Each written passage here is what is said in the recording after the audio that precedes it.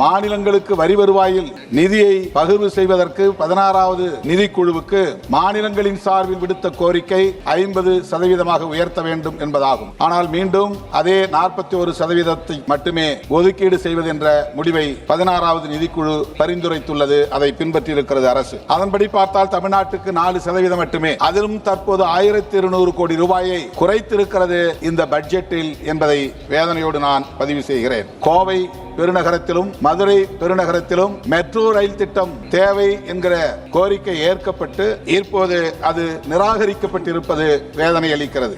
அதுபோல ஓசூர் மிக முக்கியமான ஒரு பகுதி, தருமபுரி அருகே உள்ள இடம், தொழில் வளர்ச்சி பெற்று வருகிற ஒரு பகுதி. அங்கே விமான நிலையம் மிக முக்கியமான ஒரு தேவை என்கிற கோரிக்கை முன்வைக்கப்பட்டது. அதுவும் நிராகரிக்கப்பட்டிருக்கிறது. தமிழ்நாடு வளர்ச்சியடைந்து விடக் கூடாது என்கிற உள்நோக்கத்தோடு இவ்வாறு செய்யப்படுகிறதா என்ற கேள்வி எழுகிறது.